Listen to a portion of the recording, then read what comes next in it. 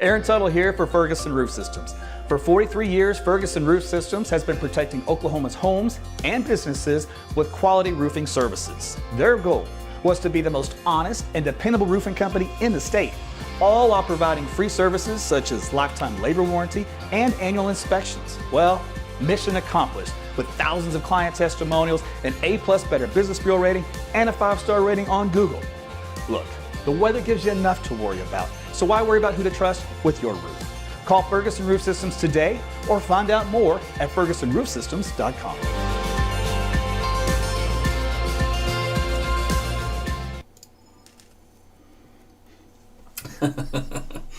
I already saw the first Tom Brady is the GOAT comment. Justin, man, Tom is the GOAT, dude. He is, doesn't matter what team he plays on. Man, he's just a winner. And the fact that he's 43 and he doesn't put anything bad in his body, he eats so super clean. He just like fights aging. It's crazy. And he can still play. Man, a professional football player playing in their mid 40s, unheard of, especially quarterback position. Clayton in the house, 2-week streak with sending me 100 stars. Thank you, sir. If you'd like to send some Chayton, sorry, not Clayton. Got my eyes, need to get my eyes checked. Deborah's in the house as well. Send me a couple 100 stars. If you like to do that, it's at the bottom of your phone or your tablet or your computer, where you leave your comments section. You can shoot a few my way. Well, I'll tell you what, if you haven't read my blog, you need to, and you need to share the blog with all your friends and family. We want to make sure that no one is under a rock for this upcoming long stretch of cold weather. Looking at 10 plus days, it is going to be deadly. In other words, we will have some loss of life because it usually happens when you get temperatures this cold for this long. It's a sad state of affairs, but it's going to be out there, and we need to kind of start to sound the alarms for those that may be asleep and not really thinking much about it, because that will change. So we'll see what we can do to kind of help spread the awareness, all right? So we're going to got a lot to talk about, so we're going to jump right into it. Feel free to send me some stars anytime you'd like to. I won't be able to give everybody a shout out as I'm starting to look at the maps now, but don't let that stop you. Let's take a look at the full screen. And first off, we do have a winter weather advisory in effect here. It's in the purple shading across all of northwestern, western, and northeastern Oklahoma. This is in effect for freezing drizzle. So this is basically a freezing drizzle advisory. That's the kind of stuff that can cause some roadways to freeze over, especially bridges and overpasses. And if you look at the current radar up here, I've got the velocity data pointed up, but I'm more curious, like in Alva, for example, from the ASOS instrumentation, where it has freezing fog and overcast, visibility of a 1/4 mile. So this is already starting to develop here behind the reinforcing shot of the Arctic air that's coming in here to northwest Oklahoma. Even out here in Woodward, looks like it got a little bit of freezing fog as well. So it's just kind of starting. Even here on Enid, a little bit of freezing fog, mist reported. Let's see down here, some freezing mist, in other words, some freezing drizzle. Even out here toward Ponca City, looks like a little bit of freezing mist out there. So there you go. So we've got the freezing precipitation starting to develop, very, very light. But like I said, just enough kind of coat those bridges and overpasses. It doesn't take much to get things out of control when you're driving around on it. So just be careful over the next few days. That's the big story, along with the cold here for a while, and then things get a little bit worse from there. All right, here's a look at the jet stream pattern, the upper levels of the atmosphere. You know, that's where I like to start. Teach upstairs. We got the area of low pressure is actually a double barrel here and here. What happens is the polar vortex is going to take over and really get the cold air cranking, the Arctic air across Canada.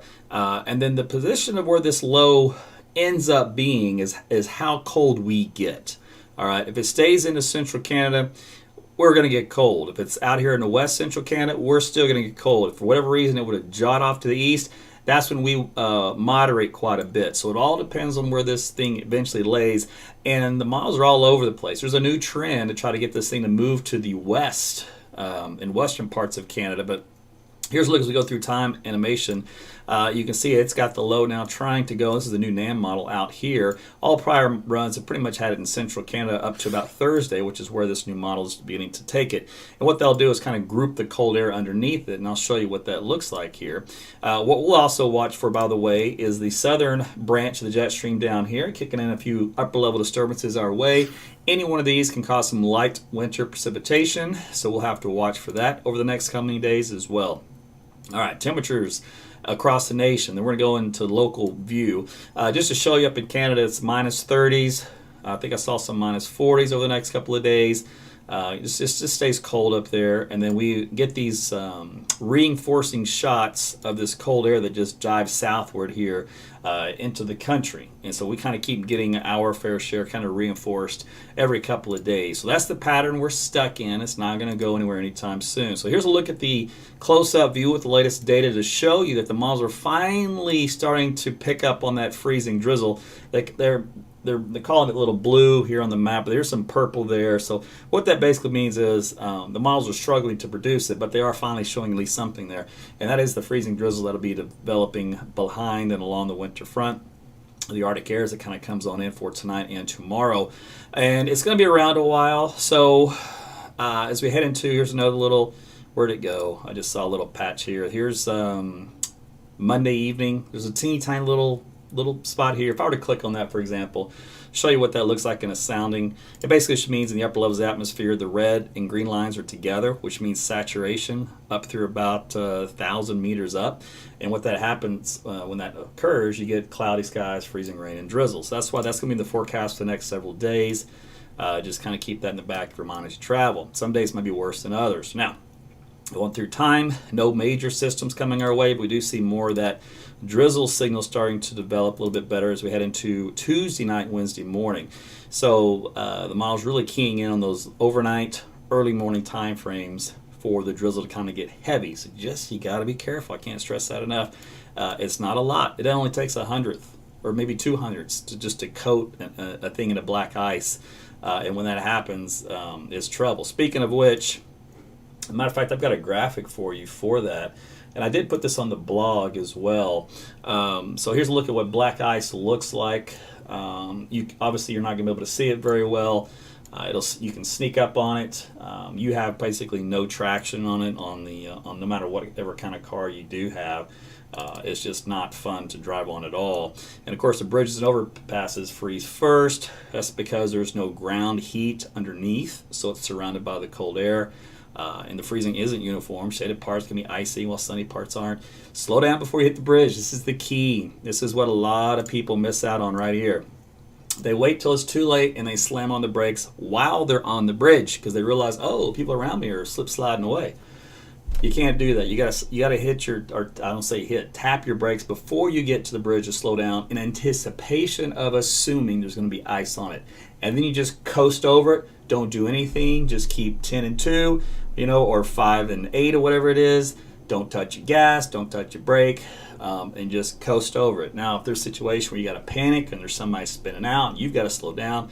Again, if you tap your brakes, you're hosed. You can downshift your transmission. That'll slow you down some. But usually once you're at that stage in the game, it's too late and it's just whatever happens, happens. But so those are a couple of tips, though, that you can watch for over the coming days as this will be a factor. All right. Let's go on to the next point, and that would be the temperatures. So the secondary push of Arctic air is coming in tonight. As we look through about 12 Zulu, which is 7 o'clock in the morning, the Arctic air is already starting to press into Oklahoma City, especially the north and west side of town. It's in the 20s up to the north teens into Kansas. During the day, the air keeps oozing southward. We're into the 30s and 20s out there for the bulk of the state for tomorrow. We'll have wind chill values much colder than that. As I go on into Tuesday, same kind of deal. We're in the 20s and 30s.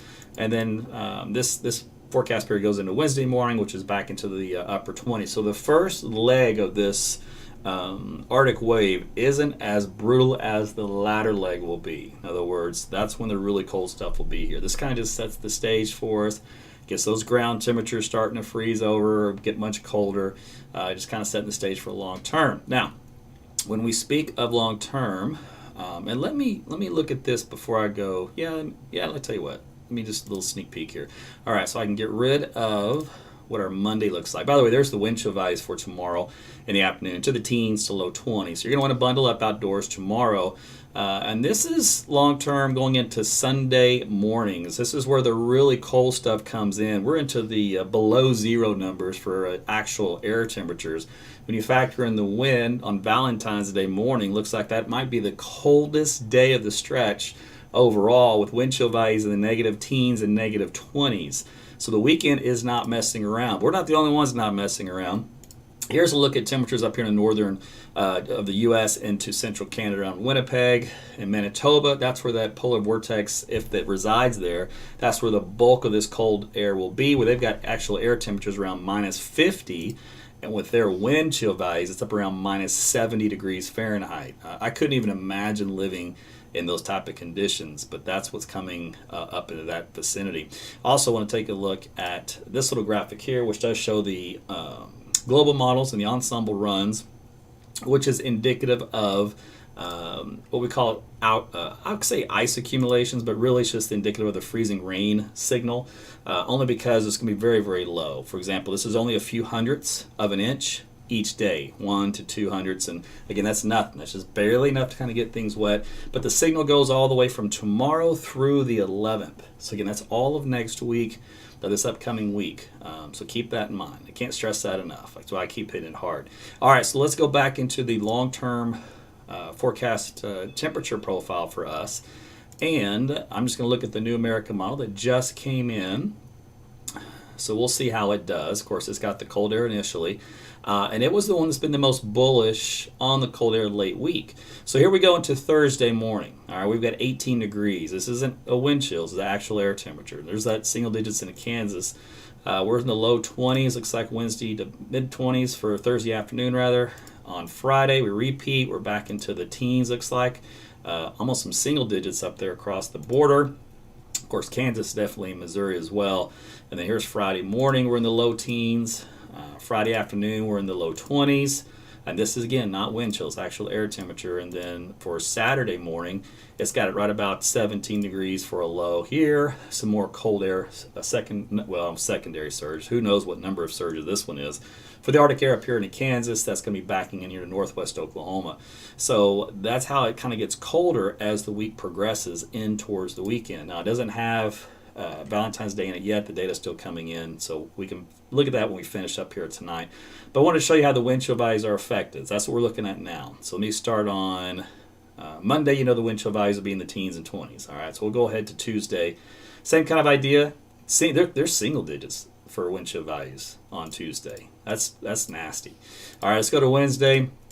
Same idea. Wind chill values in the single digits and low teens. Does it get any better for Thursday? I'm afraid not. Wind chill values below zero in the purple up here across the northern counties on into Kansas. Somebody asked me about Kansas, southeast Kansas. Yep, you're just as brutal as the rest of us. Here's Thursday. Wind chill values still hanging on into the teens, looks like, by afternoon. Slight rebound there. Back on Friday, same idea. Umpteenth verse here, just repeat. We've got wind chill values well below zero all the way down to Oklahoma City on Friday. Didn't do much better Friday afternoon, and then we take it right into Saturday morning. Same idea. Wind chill values in the negative teens and 20s out here in northwest Oklahoma as that other surge of Arctic air comes in. And once the rest of the new data comes in, it'll continue to drop that southward. Matter of fact, they get worse here Saturday afternoon as that surge comes in. It's in the close to minus 30 for a wind chill in central Kansas with this event. On Saturday afternoon, and we're in the minus 6. This is below zero, not well below freezing. Okay, so that's kind of how things look in the extended. I'll take a look it'll include Valentine's Day here in a second, see if any of that's changed. Well, I will show you also is that same model trend with its ensemble members has continued to show a snow signal and a precipitation signal here toward the end of the period in this upcoming weekend. So let's take a look at the snow amounts. Right now, these lines up around 4, 3, 2, 1 inches. So they're all over the place as far as how much. And as we get closer to that event, we'll be able to tell you how that's starting to shape up. All right, so here is the overall threat with that, by the way, with the temperature trend. Now we're going to stay in the 20s for daytime highs, overnight lows in the teens for a while. Then we really get cold. Like I said, over the weekend, that Saturday surge that comes in is going to be brutal for Sunday, Monday, Tuesday, Wednesday. I mean, it's just bad stuff. And then we finally get back above freezing maybe by the time we hit to the 20th of the month. And then we'll see what happens after that. Pattern will be a little more chaotic at that point. Plus, it kind of depends on what happens with the polar vortex and how it breaks down and ends up where it ends up sitting up shop. But with that in mind, what happens if your power goes out? All right. Well, here's a graphic on how to stay warm when the power goes out. Keep the blinds closed or curtains. That'll help to keep in some of the heat. This, is, of course, at nighttime. During the daytime, if there's any sun at all, that might help to open them up. Otherwise, close off rooms to avoid wasting heat. Wear layers of loose-fitting, lightweight, warm clothing. Eat and drink, of course, because the food provides energy for you. You need those calories. Don't drink caffeine and alcohol. Stuff towels or rags in the cracks under the doors. So that's some pretty good tips that some of you may have to deal with some power outages in the latter part of the extended outlook. Now, if you're traveling and you're going to find yourself in your car with an accident or off the side into a ditch, and with those kind of temperatures, you do not want to be outdoors long, so make sure you've got some stuff in your car. Some ideas, of course, jumper cable, first aid kit, cell phone charger, water, snacks, mittens, hat, boots, warm clothes, flashlight, snow shovel, brush, blankets, tow rope, sand or kitty litter. Get you some traction if you need it. Obviously, a full tank of gas. You don't want freezing lines up, so you're going to want to make sure everybody has a full tank of gas, or at least a half a tank minimal as we head to the latter part of the week. So bleed those pumps dry. Some road flares. Of course, spare tire always usually included in every vehicle. Now, what about yourself? Well, this is how you dress for cold weather. Chilly and cold, I think we all got that. Let's talk about the extreme heat. That's where we really need to focus our attention. So let me shift this graphic over. So extreme cold, which is what we're going to be dealing with, 3 layers, 1 insulating, of course the gloves. The mittens are best, believe it or not, but now they've got some pretty decent, ski-type gloves that really keep you warm with your little 5 fingers exposed. Waterproof boots if you got them, 2 layers of pants, outer layer to keep out the wind, so windbreaker, face mask. Well, that's kind of commonplace in the COVID world. And then the warm hat, of course, to keep you warm as well. So that's kind of how you're going to need to dress for the latter part of this week. You can probably dress like this person here in the middle for up through about Thursday, but you're definitely going to want from Thursday onward to dress like the other. All right, now when that's in mind, I do need to show you this graphic here and why this is important. So this is the wind chill. Now why can't I blow this up? I want to zoom that in and I can't zoom it in. All right, well, that really stinks. I'm going to have to see if I can't find another wind chill chart. But what the point I was going to tell you here is that the frostbite is something that will occur when we have wind around, let's call it 10 to 15 miles per hour, and a temperature below 0. We're in this light blue shading right here. Well, this means it takes about 30 minutes to develop frostbite. That's with non-protected skin, right? It's going to be 10 minutes once you get wind chill values into the minus 40. So we won't be that cold here. Now in Canada they will be. In parts of maybe the northern plains, they'll be in the 40s and 50s below 0. But otherwise, I mean, it only takes, in those cases, minutes, just 5 minutes to 10 minutes. But we're going to be in the case for about half an hour. If you're out there with exposed, you might get some frostbite. So that's something else to keep in mind, along with the hypothermia conditions that you can develop as well as your body tries to conserve all of its heat for its organs. So there you go. I think I pretty much covered most of it. This broadcast here for tonight was a lot quicker than the other ones, mainly because a lot of you already kind of know what's coming. So it's a little bit more detailed on certain specifics. Storm signal. I mentioned that in my blog. I didn't show it here, but we can do that real quick because that other model's probably finally come in, and we'll see what the storm signal looks like on that. And then we'll go a couple questions, and I'm going to get out of here. Okay, so let's see. Let's finish up temperature-wise with the wind chill. I laugh only because it's disgusting and it's no better. Remember, I had Sunday morning being the coldest for Valentine's Day. Wind chill values in the negative 20s. I mean, we're in negative 30s now, so the model's trending even colder. It's minus 40 in southern Kansas, late Saturday night, early Sunday morning this coming weekend. Again, wind chill values. That's deadly. You're outdoors for a long period of time and that stuff. You're not protected. You're toast. So you got to find shelter indoors during this type of extreme cold. Pets, man, you got to bring the pets in. Even if they're outdoor, you're going to have to find some way to keep them warm. You're going to have to break off, some hay. You're going to have a warm heating lamp. You're going to have to do something, blankets. You leave them out there in this to fend for themselves, and you should go out there with them with no clothes on. And see which one of you survives. My bet's on the animal at that point. For other reasons I won't even go into. But that's the kind of cruelty you do not want to exhibit as a human being. That's my preacher course there for tonight. from the pulpit. All right, let's go on to the precipitation. All right, let's go on with Tom here, see what we got for any big systems coming our way. We've had these little indications of these little ripples of energy that come by this week. I told you any one of those could produce a little bit of light snow flurry activity. Of course, we got the light freezing drizzle in the early first few days. We're going long term now into the weekend. So here's Saturday with that secondary surge of Arctic air. I keep calling it secondary surge. Aaron, come on, get out of that. It's who knows. I don't know what number surge this is. There's going to be a bunch of them between now and then. I just call it the big surge, the big one. How about we do that? The big surge that comes in on Saturday. A little bit of sleet with that and some snow with that one. Let's see, that one moves out of here by Saturday evening. And then on Sunday, looks like some light flurries or some system developing out here to the west that may come through Sunday evening and Sunday night. Just for fun, I'll show you the snowfall totals with this. This will change, so don't get excited, but let's just see what the model did with that little system on Saturday. And it wasn't much, 1 to 2, 3 inches, maybe a little bit higher in some parts, northern Oklahoma, and of course Kansas getting more snow as well. So we'll just see. This will change, 100 times between now and then as the system changes track and how much it intensifies or weakens, all that kind of stuff. By the way, let me go to actual air temperature. We had hit wind chills there pretty hard for a minute. Actual air temperature on Sunday morning, -7 here in Oklahoma City, -12 in Ponca City and Bartlesville, Kansas in the minus teens, Tulsa's at -8. So Valentine's Day, one of those days you might want to Netflix and chill, stay warm. And of course, on the last slide I told you don't drink alcohol, but if you got power, knock yourself out. All right. Little wine. Of course, it's Valentine's Day. I mean, you're supposed to, right? Isn't that part of the deal?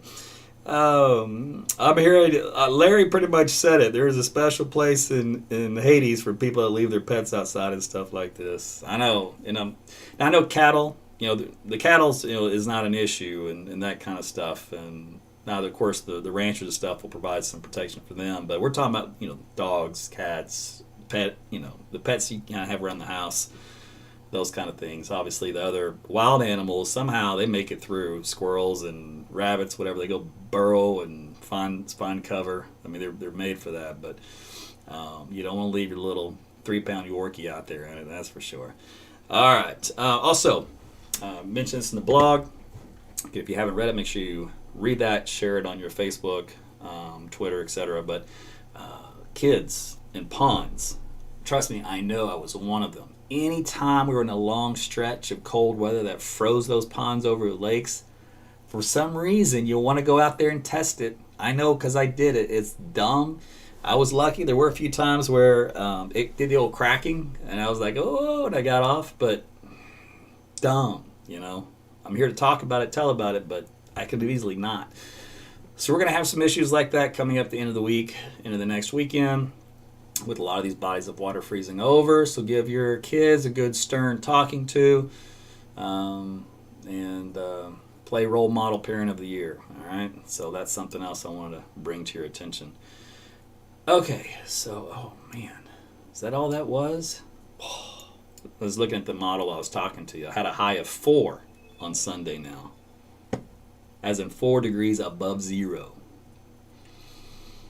It's nuts. Okay, so let me hop around here real quick to your comments, concerns, suggestion inbox, your hate, your love, whatever you got for me. YouTube, you guys checking in. Always good to see you. Jim is always here. He's my regular. He never misses a night. Mary, hello from Woodward.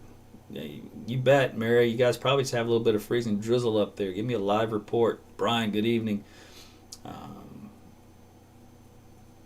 Right, John. He's passing some driving tips.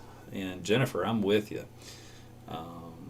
Yeah, I'm not a farmer, ranch hand. I do know that livestock can survive these types of deals because they do it all the time, especially in northern parts of the country. I just don't know the ins and outs of how you go about that. Never asked. Although I do have some connections, maybe I should. Maybe I'll ask my buddy tomorrow, and then I can report and give everybody the details on how that happens. If you're on Twitter, Periscope, real quick, shoot me a question, concern, comment if you have it. Otherwise, I'm going to move on to the Facebook page for the main page.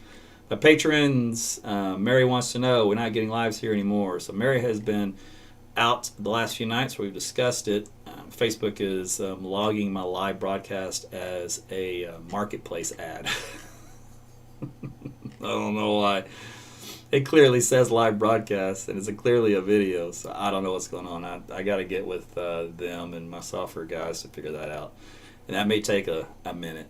And by a minute, I mean maybe all week. So I wish I had a hotline number directly to Facebook that I could just grab to, but it doesn't work for me. All right, let me go to the main page here on Facebook. I can only see the last about 30 comments, but I'm going to scroll through them real quick. So if you did have a question for me and I missed it, you might want to ask it again. So somebody's talking about my weather app. Yeah, make sure you use that. There's road conditions on there and a bunch of information you're going to need for this. So it's called AT's Weather to Go. You can search either just AT's Weather. It'll probably pop up on Apple and Google Play. And make sure you download that. It's free. I don't know why you're talking about buying. Oh, because of Valentine's Day. Never mind. So Deborah's like, yeah, dress those little dogs. Put some big heavy coats on them. No, you can't bring in the raccoons. So Brittany wants to know, what do I think about kids waiting at their bus stop in the morning?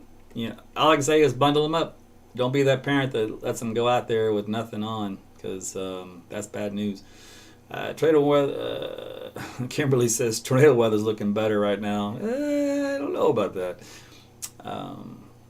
So Deb, yeah, I took care of that on the patrons already. I don't know about the rules for canceling school.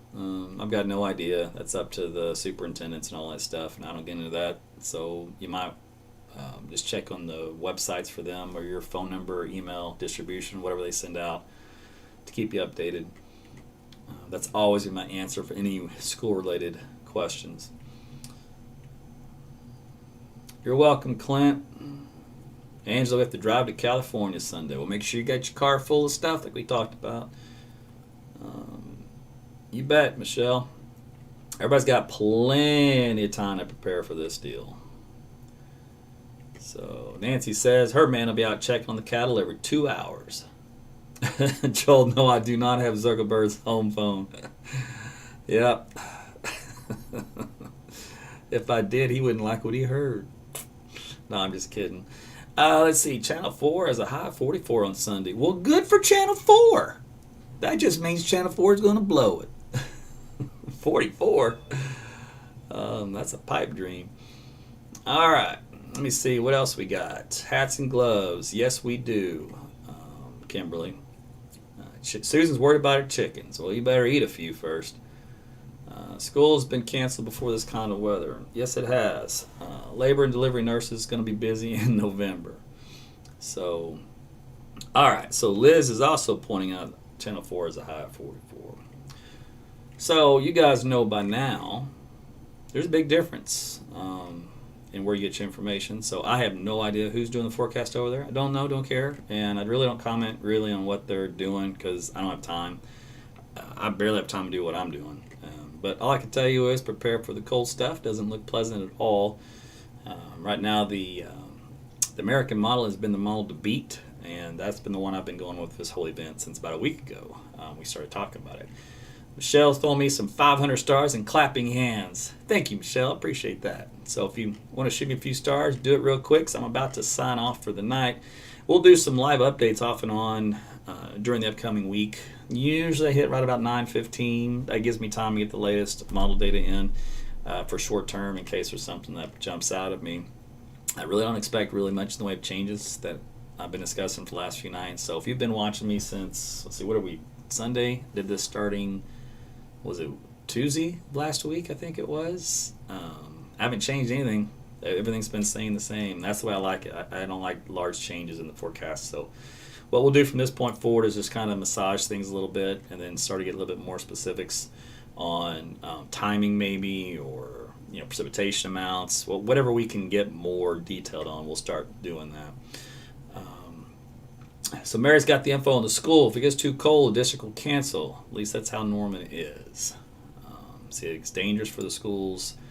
at the bus. Now, of course, you get some old timers, and they give the, I don't understand about the school closing stuff. Back when I was in school, come hell or high water, we went to school, blah, blah, blah. So today's a little bit different day and age, so I don't know what all the rules are now, nor per school district. But like I said, check with your locals, and you'll get the info. Meanwhile, I got to get. Thanks, David, for the stars. I see you dropping them in at the last minute. Who else did that? Also, Deborah. So thank you guys for beating the wire. I'm going to get out of here, and we'll do this again probably tomorrow and the next few nights as well. So you've got the scoop. Make sure you like and share this video with your friends and family. That way they can catch the replay, and everybody can be safe. All right. We'll talk soon. Good night, everybody. Thanks for watching.